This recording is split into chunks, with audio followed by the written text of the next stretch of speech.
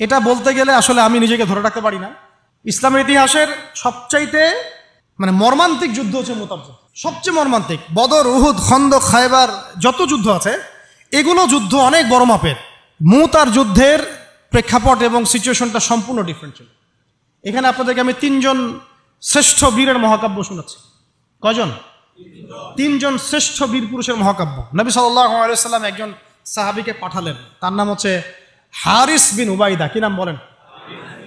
হারিস বিন উবাইদা, তুমি এই চিঠিটা নিয়ে যাও। এটা তো মদিনা রাষ্ট্র কায়েম হওয়ার পরের কথা, একদম নবম হিজরতের 8ম বছরের দিকের কথা আর কি। তখন ততদিন হুদাইবিয়ার সন্ধিও হয়ে গেছে এবং কাজা উমরা আদায় হয়ে গেছে এবং খায়বার যুদ্ধ জয় হয়ে গেছে।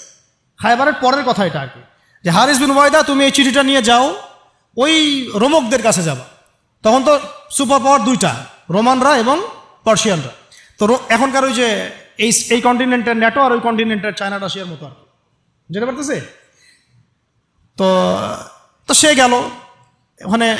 সুরাহবিল আল গাসানি একজন শাসক ছিলেন ওইখানকার সিরিয়ার। তো সে ওই চিঠিটা দেখে বলতেছে যে আচ্ছা ঠিক আছে, বসো, দেখি কি করা যায়। চিঠিতে লিখা আছে ইসলাম কবুল করেন, আল্লাহ পাক শান্তি বর্ষণ করবেন, আসলিম তাসলিম।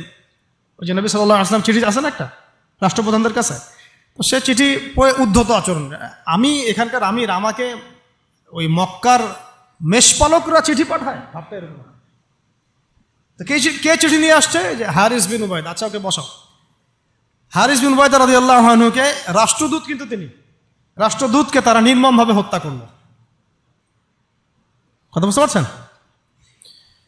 এবার নবী সাল্লাল্লাহু আলাইহি ওয়াসাল্লামের কাছে খবর যখন আসছে রাষ্ট্রদূতকে হত্যা করেছে। আমার সাহাবীকে, কয়জন সাহাবীকে হত্যা করেছে? 10 জন, 20 জন, 100 জন না একজন সাহাবীকে হত্যা করার প্রতিশোধ নেওয়ার জন্য নবী সাল্লাল্লাহু আলাইহি ওয়াসাল্লাম 3000 বাহিনীর একটা জিহাদি কাফেলা তৈরি করলেন।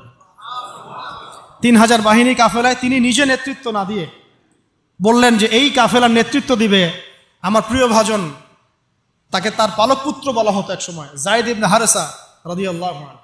কোন যায়েদ? তায়েফের সফরের সঙ্গী, তায়েফের সফরে একজন সাহাবী তার সাথে ছিলেন, তার নাম যায়েদ ইবনে হারেসা। যখন তায়েফবাসী নবীজিকে মারছিলেন, যায়েদ ইবনে হারেসা রাদিয়াল্লাহু আনহু তার বুক দিয়ে নবীকে জড়ায় ধরেছিলেন যে আমার গায়ে আঘাত লাগুক, তার গায়ে না লাগুক। এই সাহাবী যায়েদ ইবনে হারেসা রাদিয়াল্লাহু আনহু, তাকে পতাকা দিয়ে বললেন এই মোতার যুদ্ধের আমির হচ্ছে যায়েদ ইবনে হারেসা। যদি যায়েদ ইবনে হারেসা শহীদ হয় তাহলে পতাকা বহন করবে জাফর ইবনে আবি তালেব, আমার চাচাতো ভাই। কোন জাফর? যিনি আবিসিনিয়ায় গিয়েছিলেন মুসলিমদেরকে নিয়ে হিজরত করতে, মনে আছে? যিনি বাদশাহ নাজাশির সামনে কুরআন তেলাওয়াত করার, সূরা মারিয়াম তেলাওয়াত করার কারণে বাদশাহ নাজাশির চোখ দিয়ে দরদর করে পানি পড়তে শুরু করেছে। ওই বাদশাহ নাজাশিও পরে ইসলাম কবুল করেছে, আলহামদুলিল্লাহ। জাফর রাদিয়াল্লাহু আনহু পতাকা বহন করবে যদি যায়েদ ইবনে হারেসা শহীদ হয়। এরপরে যদি জাফরও শহীদ হয়, পতাকা বহন করবে আমার আরেক প্রিয় ভাজন সাহাবী আব্দুল্লাহ বিন রাওয়াহা রাদিয়াল্লাহু আনহু।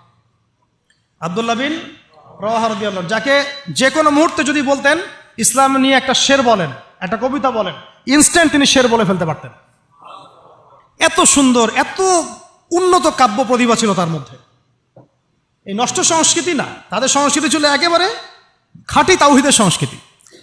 এমনকি কাবা তাওয়াফ করছেন যিনি, তখন কাবা তাওয়াফ করছেন বিদায় কাজা উমরা আদায় করার সময় নবীর সামনে সামনে তিনি ঘুরছেন এবং আবৃত্তি করছিলেন একটা কবিতা কাফেরদেরকে আঘাত করার জন্য। এই কাফেররা দেখো, তোমরা যাকে বের করে দিয়েছিলে তিনি আজকে সসম্মানে এখানে ঘুরতেছে। ওমর রাদিয়াল্লাহু আনহু বলছিলেন যে কাবা তাওয়াফ করার সময় তুমি এগুলো বলছো? নবীজি বলেন ওকে ছেড়ে দাও, সে এমন বাক্য তিলাওয়াত করতেছে, এমন বাক্য সে চয়ন করেছে যেগুলো কাফেরের অন্তরে বর্ষার চাইতেও বেশি বিদ্ধ হচ্ছে, তাকে বলতে দাও। এই হলো আব্দুল্লাহ বিন রাওয়াহা রাদিয়াল্লাহু আনহু, নবীজির অত্যন্ত প্রিয় ভাজন সাহাবী। আব্দুল্লাহ বিন রাওয়াহা যদি শহীদ হয় তাহলে তোমরা তোমাদের মধ্য থেকে একজনকে আমির নিযুক্ত করে নিও। সাহাবীরা বুঝে ফেললেন এই সফরে আমরা 3 জনই শহীদ হতে যাচ্ছি, কারণ একটা সফরে কখনো 3 জন আমিরের প্রয়োজন হয় না, হয় না। এবার তারা গেলেন, তারা কখনো আশাও করেন নাই ওখানে যা দেখবেন। ওখানে গিয়ে দেখলেন যে 1 লক্ষ রোমান সৈন্য সামনে এসে দাঁড়িয়েছে। কত লক্ষ? এবং একেবারে ফুল প্রশিক্ষিত, একদম ফুল আর্মড ফোর্সড। আর এর সাথে তাদের সাহায্যকারী দলেও আছে আরো 1 লক্ষ সৈন্য। মোট কয় লক্ষ? এদিকে কতজন? যুদ্ধ হওয়া সম্ভব? আসলে কি সম্ভব? সম্ভব না। এই যুদ্ধ কিন্তু সম্ভব না। আমরা তো আগে সংখ্যাগরিষ্ঠ হওয়ার কথা চিন্তা করি। কোন যুদ্ধে ইসলাম সংখ্যাগরিষ্ঠতা দিয়ে জিতে নাই। ইসলাম জিতেছে ইমানের বদৌলতে, শুধু ইমানের বদৌলতে। আমরা সংখ্যা দিয়ে কখনো বিজয় লাভ করতে পারি নাই। এখন এবার সাহাবীরা মাশওয়ারা করতেছেন রাত্রেবেলা, আমরা কি করব? কালকে যুদ্ধ করব, নাকি মদিনায় ফিরে যাব, নাকি রাসূলকে খবর পাঠাবো, নাকি কোনো বিকল্প ফোর্স নিয়ে আসার ব্যবস্থা করব, কি করব? তখন সাহাবী ওই যে বললাম আব্দুল্লাহ বিন রাওয়াহা রাদিয়াল্লাহু আনহু দাঁড়ালেন। তরুণ সাহাবী, আপনাদেরকে বলতেছে, তরুণ সাহাবী দাঁড়িয়ে বলছেন যে, হে আমার ভাইয়েরা, আমরা এখানে কি জন্য এসেছি? হয় আমরা এই যুদ্ধ করব, শহীদ হব, না হলে আমরা গাজী হব। আর আপনারা যে বিষয়টাকে ভয় করছেন, আসলে কিন্তু আমরা সেটা পাওয়ার জন্যই এসেছি, তার নাম শাহাদাত। আপনারা যেটাকে ভয় করছেন যে আমরা এখানে গেলে মারা যাব, ওটার জন্যই তো আমরা এত দূরে এসেছি। আমরা গাজী হই অথবা শহীদই হই, আমাদের জন্য আজর আল্লাহর কাছে লেখা থাকবে। তো তার এই মানে এমন ঈমানদীপ্ত ছিল ভাষণটা, আমি তো ওটা বলতে পারলাম না, আরবিতে তিনি বলেছেন। এতে মানে উৎফুল্ল হয়ে বা ইন্সপায়ার্ড হয়ে সাহাবীরা আর দ্বিতীয়বার ভাবলেন না, ঠিক আছে কালকে যুদ্ধ হবে। এবার পরের দিন যুদ্ধ শুরু হল। এটা কি সম্ভব যুদ্ধ? প্রথমে যায়েদ ইবনে হারেসা রাদিয়াল্লাহু আনহু পতাকা নিয়ে ঘোড়া ছুটা আগায় যাচ্ছেন, এবং একটা আঘাতও পিছন থেকে করার সাহস হচ্ছে না তাদের, সব আঘাত তারা সামন থেকে করছেন। এক পর্যায়ে যায়েদ রাদিয়াল্লাহু আনহুর এই মানে গায়ের মধ্যে তারা বর্ষা নিক্ষেপ করে। বর্ষা তো আগেকার বড় বড় বল্লম বর্ষা ছিল, এবং একটা বর্ষা তার গায়ে যখন লাগে তিনি পড়ে যান, এবং এই অবস্থায় আস্তে আস্তে তার শাহাদাত হয়।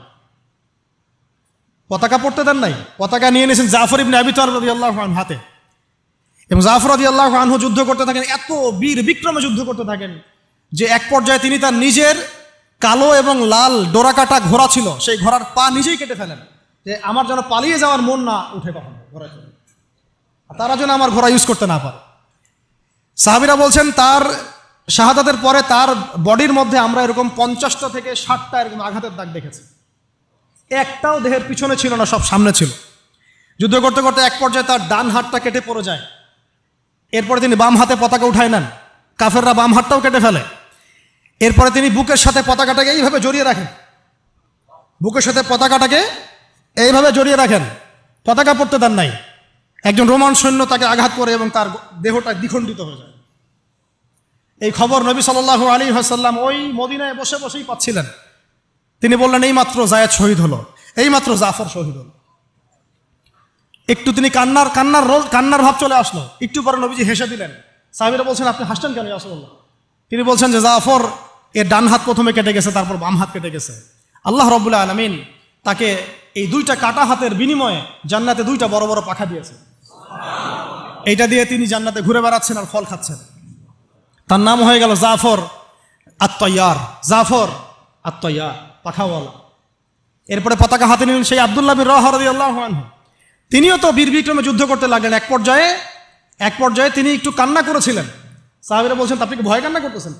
জি না, আমি ভয় কান্না করছি না, বরং কোরআনের একটা আয়াত আমার মাথায় আসছে বলে আমি কান্না করছি। সে আয়াতটা ছিল সূরা মারিয়ামের মধ্যে, ওয়াইম মিনকুম ইল্লা ওয়ারিদুহা কানা আলা রাব্বিকা হাতমান মাকদিয়া, একটা আয়াত আছে কোরআনে সূরা মারিয়াম। এটা হচ্ছে আপনার রবের একেবারে একটা চিরনির্ধারিত একটা বিষয়, যে তোমাদের সবাইকে, আবার বলছি, ওয়াইম মিনকুম ইল্লা ওয়ারিদুহা কানা আলা রাব্বিকা হাতমান মাকদিয়া, মানে তোমাদের সবাইকেই আবশ্যিকভাবে, ম্যান্ডেটরিভাবে এই জান্নাত জাহান্নামের উপর অবস্থিত এই পুলসিরাত পার হতেই হবে। এটা তোমার রবের একটা প্রাচীন একটা মানে স্টেটমেন্ট, এটা তোমাকে করতেই হবে, সবাইকে করতে হবে। এই আয়াতটা মনে হয় আমার কান্না আসতেছে। একজন তাকে একটা হাড্ডিওয়ালা গোশত এনে দিয়েছিল, তিনি সেই গোশতটা খাওয়ার জন্য চেষ্টা করছিলেন, তো পরে একটা কামড় দিয়ে ফেলে দিয়েছেন। তারপরে তিনি ছুটলেন যুদ্ধ করার জন্যে, এবং ওই সময় একটা কবিতা আবৃত্তি করেছেন, হে আমার মন, তোমার নফস হয়তো চাচ্ছে, তুমি হয়তো চাচ্ছ এখান থেকে পালিয়ে যাওয়ার জন্যে, জেনে রাখো সামনে তুমি যা দেখছো এর পিছনেই আছে জান্নাত। শেষমেশ কি জীবন দেখেন, কি ব্যক্তিত্ব, কি ক্যারেক্টার, কেমন গায়রত, কেমন ইজ্জত, কেমন সম্মান, কি জীবন। এরপরে তিনিও শহীদ হলেন, পতাকা হাতে তুলে নিলেন আল্লাহর বীর খালেদ বিন ওয়ালিদ রাদিয়াল্লাহু, তাকে পতাকা দেওয়া হলো। তিনি কিন্তু নতুন মুসলিম হয়েছেন। উহুদের যুদ্ধের যে ক্রাইসিস, এটা কিন্তু তার হাতে। কাজা ওমরা আদায় করতে গিয়ে নবীজি চিঠি লিখে দিয়েছেন, ছোট্ট করে একজনের দ্বারা লিখিয়েছেন যে খালিদকে চিঠিটা পৌঁছে দিও। ওখানে লেখা আছে, খালিদ তুমি যদি কাফেরদের পক্ষ অবলম্বন না করে মুসলিমদের পক্ষ নিতা কতই না ভালো হবে। ঠিক আছে, এই একটা লেখা, একটা চিঠি খালিদ রাদিয়াল্লাহু আনহু একবারে কলিজাটা কাঁপায় ফেলছে। তিনি মক্কা থেকে মদিনায় গিয়ে নিজে ইসলাম কবুল করে আসছেন, এবং নবী সাল্লাল্লাহু আলাইহি ওয়াসাল্লাম তাকে কিন্তু আন্ডারস্টিমেট করেন নাই। তার হাতে উল্টা তরোয়াল উঠাই দিয়ে বলছেন যে আজকে থেকে এই তরোয়াল তোমার, এবং তোমার নাম হচ্ছে সাইফুল্লাহ, তুমি আল্লাহর তরবারি। এরপর থেকে তিনি প্রায় 80-90টা যুদ্ধ করেছেন, সবগুলোতে জয়লাভ করেছেন। মাশাআল্লাহ। ওই খালিদ রাদিয়াল্লাহু আনহু পতাকা তুলে নেন মোতার যুদ্ধে। তারপরে সিরাতের মধ্যে আসছে, তিনি বলছেন নিজের ভাষায় যে ওই দিন আমার হাতে 9টা তরোয়াল ভেঙে গেছে। যুদ্ধ করতে করতে করতে করতে ওই দিন আমার হাতে 9টা তরোয়াল ভেঙে গেছে। তিনি ছিলেন যুদ্ধ কৌশলে অত্যন্ত পারদর্শী, হুটে হাটে কোনো কাজ করতেন, অনেক পারদর্শী। তিনি ডানের সৈন্যকে বামে নিয়ে আসছেন, বামেরটাকে ডানে নিয়ে গেছেন, সামনেটাকে পিছনে নিয়ে আসছেন, পিছনেটাকে সামনে নিয়েছেন। বর্ষা যারা ছিল তাদেরকে পিছনে নিয়ে আসছেন, তীরন্দাজদেরকে সামনে দিয়েছেন, মানে ওদেরকে ভেবাচাকা খাওয়াই দিয়েছেন যে ওরা মনে করতেছে এরা মনে হয় অনেক, হ্যাঁ এরা মনে হয় আরো বিকল্প ফোর্স নিয়ে আসছে মনে হয়। তো ওরা আস্তে আস্তে পিছনের দিকে যাওয়া শুরু করতেছে, আর এদিকে মুসলিমরা একটু একটু করে সেফ জোনে আসার চেষ্টা করতেছে পিছনের দিকে। ওরা ভাবতেছে পিছনের সামনে যদি আগাই হয়তো পিছন থেকে ওরা আরো সৈন্য নিয়ে আসছে, আমাদেরকে আক্রমণ করবে। এই আল্লাহ পাক ভয় চাপাই দিলেন, এরা পালায় চলে গেল। 3000 সৈন্য নিয়ে 2 লক্ষ সৈন্যকে পরাজিত করা হয়েছে। খালিদ রাদিয়াল্লাহু আনহু বললেন আমার হাতে সেই দিন 9টা তরোয়াল ভেঙেছে, আর শেষমেশ ছোট্ট একটা ইয়েমেনি চাকু দিয়ে আমি যুদ্ধ করেছি।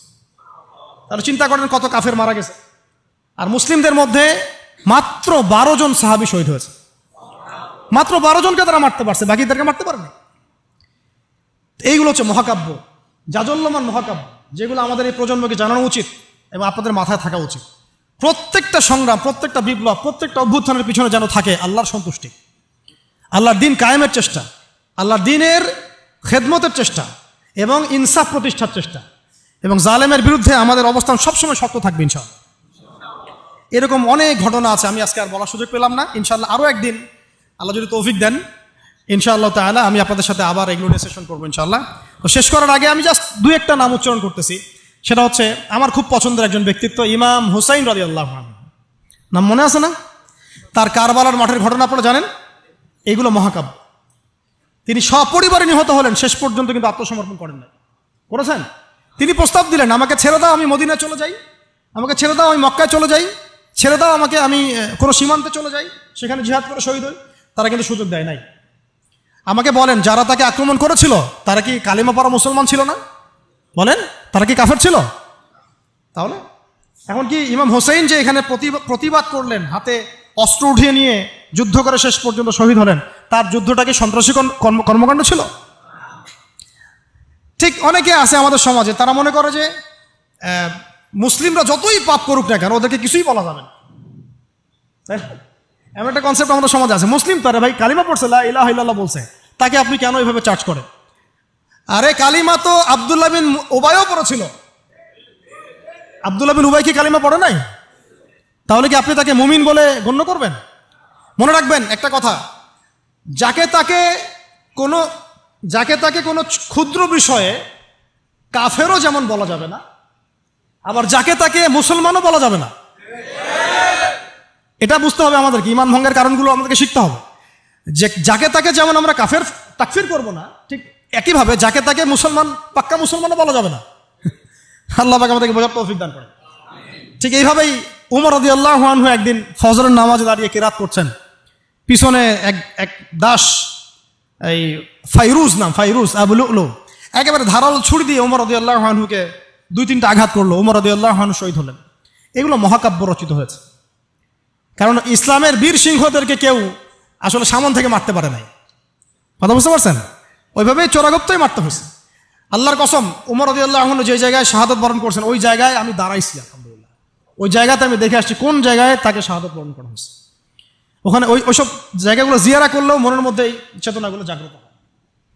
সুবহানাল্লাহ। আলী ইবনে আবি তালেব কুফার মসজিদে যাচ্ছেন, রাস্তায় এক ব্যক্তি তাকে চোরাগুপ্ত হামলা চালিয়ে তাকে হত্যা করেছে।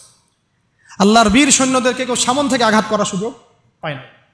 তো এগুলো হচ্ছে মহাকাব্য, জাজল্যমান মহাকাব্য। আরেকজন ব্যক্তির কথা জাস্ট বলে শেষ করে দিচ্ছি, অনেক আছে ভাই, বলতে থাকলে অনেক সময় লাগবে। রাজি একটা জায়গার নাম, ওখান থেকে কিছু লোক আসছে, এসে বলছে ইয়া রাসূলুল্লাহ আপনি আপনার কিছু সাহাবীকে পাঠান, আমরা ইসলাম কবুল করবো। ট্র্যাপ। আপনারা কেউ ভালো করে খেয়াল রাখবেন এগুলা, যে কেউ যখন তখন যাই বলবে হ্যাঁ হ্যাঁ করতে যাবেন না। মানুষের কথার পিছনে, ওদের কাজের পিছনে উদ্দেশ্য বোঝার চেষ্টা করবেন, ঠিক আছে? সবসময় কিন্তু আবেগে ভাসতে হবে না। আমরা কিন্তু এই জায়গায় ভুল করতেছি, অনেক ভুল হচ্ছে মাঝখানে। আমরা বিনয়ের সাথেই তাদেরকে বলবো যে ওলামায়ে কেরামদের সাথে মাশওয়ারা করে সিদ্ধান্ত নিতে, তাহলে ইনশাল্লাহ ভুলটা কম হবে ইনশাল্লাহ, ঠিক আছে? তো নবীজি 10 জনকে পাঠালেন, তারা দাওয়াত তো কবুল করেই নাই, হঠাৎ রাজি নামক জায়গায় তাদেরকে ঘিরে ফেললো। ঘিরে ফেলে 3 নিক্ষেপ করে 10 জন সাহাবী 7 জনকে শহীদ করে ফেললো। ট্র্যাপে। মানে এমনও আছে যে ওয়াজ মাহফিলে ডেকে মানুষ অনেক আলেমদেরকে মানে খারাপ কিছু করে ফেলেছে। হ্যাঁ, এরকম হিস্ট্রি আছে। তো সতর্ক থাকতে হবে, সতর্ক থাকার চেষ্টা করে। এখন 3 জন সাহাবী যুদ্ধ চালিয়ে যাচ্ছেন, তারপরেও তার মধ্যে একজন হচ্ছেন খুবাইব রাদিয়াল্লাহু আনহু। কি নাম বলেন? খুবাইব রাদিয়াল্লাহু আনহু। খুবাইব রাদিয়াল্লাহু আনহুকে এক পর্যায়ে মানে আর কতক্ষণ পারা যায়, 100 জন ঘিরে ফেলছে, আমরা 10 জন, 7 জন শহীদ হয়ে গেছে, 3 জন বাকি আছে, কতক্ষণ পারা যায়? তো তারা বললো যে তোমরা পাহাড় থেকে নেমে আসো, তোমাদেরকে ছেড়ে দিব। 3 জন মাশওয়ারা করছেন, না নামা যাবেন, নামলে কিন্তু ওরা আমাকে ধরে ফেলবে। তারপরে বাধ্য হয়ে এক পর্যায়ে নামতে হয়েছে। নামার সাথে সাথেই একজনকে তারা মেরে ফেলছে, বাকি 2 জনকে তারা মক্কায় বিক্রি করে দিয়েছেন। ওই মক্কার 2 জনের মধ্যে একজন হচ্ছেন খুবাইব রাদিয়াল্লাহু আনহু। কি নাম? খুবাইব রাদিয়াল্লাহু আনহু। আরেকজনের নাম আসিম রাদিয়াল্লাহু আনহু। আসিম রাদিয়াল্লাহু আনহুকেও তারা হত্যা করেছে এবং তার লাশটাকে বিকৃত করার চেষ্টা করেছিল। কিন্তু আসিম রাদিয়াল্লাহু আনহু ওই সময় দোয়া করেছিলেন, আল্লাহ আমার লাশকে কোনো কাফেরের হাতে বিকৃত হতে তুমি দিও না। যুদ্ধ করতে করতে কথাটা বলেছেন, কারণ তিনি বুঝতে পারছেন যে 100 জন ঘিরে ফেলছে। ওদের একটা ট্রেডিশন ছিল লাশ বিকৃত করা, যে আল্লাহ আমার লাশটাকে তুমি কোনো কাফেরের হাতে বিকৃত করতে দিও না। তখন আল্লাহ রাব্বুল আলামিন তার শাহাদাতে পড়ে এক ঝাঁক ভেমরুল পাঠায় দেন, তারা তার গায়ের উপর বসে পড়ে, কোনো কাফের তাকে হাত দিতে পারে না। আল্লাহ পাক এভাবে সাহায্য করেন। আর এইদিকে খুবাইব রাদিয়াল্লাহু আনহুকে বিক্রি করে দেওয়া হলো মক্কায়, তাকে জেলখানায় রাখা হচ্ছে।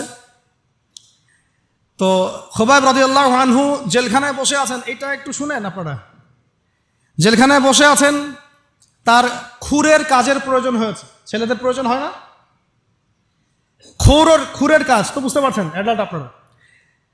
তো খুর চেয়েছেন, একটা খুর, আমাকে একটা খুর দাও। এখন কথা হচ্ছে খুবাইব রাদিয়াল্লাহু আনহু খুর চাইছেন, খুর দেয়া হয়েছে, তারা খুর দিচ্ছেন। তো খুর কাজ শেষ করার পরে ওই কাফেরদের একটা বাচ্চা, ছোট বাচ্চাটা দৌড়াদৌড়ি করতে গিয়ে ওই জেলখানার ভিতর ঢুকে গেছে, খুবাইব রাদিয়াল্লাহু আনহুর কাছে চলে আসছে। তো খুবাইব রাদিয়াল্লাহু আনহু কিন্তু পারতেন তাকে জিম্মি করে ওখান থেকে বের হইতেন, পারতেন না? তিনি কোলে বসে আদর করতেছেন বাচ্চাটাকে, যার বাচ্চা সে তো আতঙ্কে, এইবার তো অবস্থা খারাপ, আমার বাচ্চাকে মেরে ফেললে তো সমস্যা হবে। তো খুবাইব রাদিয়াল্লাহু আনহু তাকে ছেড়ে দিলেন এবং আল্লাহ পাক ওই জেলখানার মধ্যে আল্লাহর পক্ষ থেকে তাকে আঙ্গুর খাওয়ালেন। ওই সময় ওই আঙ্গুর কথা পাওয়া যাচ্ছে না, কিন্তু জেলখানায় তিনি বসে আঙ্গুর খাচ্ছেন। তো কাফেররা বলেছে নিজেরাই যে খুবাইবের চেয়ে শ্রেষ্ঠ কোনো বন্দী আমরা কখনো দেখি না, খুবাইবের চেয়ে শ্রেষ্ঠ কোনো বন্দী আমরা কখনো দেখি নাই।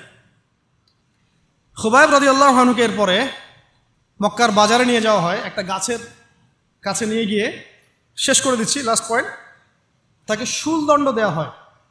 কি দণ্ড? শুলদণ্ড। এটা আপনারা বুঝবেন না, এটা এমন না যে গলায় ফাঁসি দেওয়া। শুলদণ্ড কি একটু সার্চ করে দেখেন।